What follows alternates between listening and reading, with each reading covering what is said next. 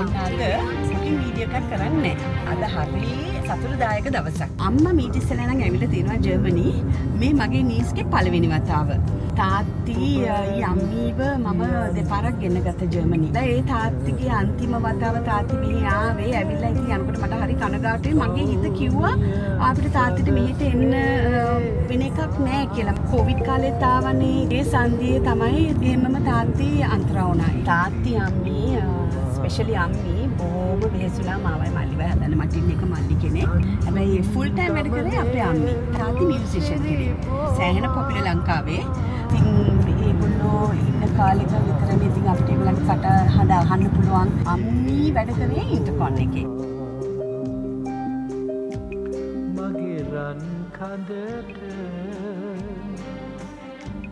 මම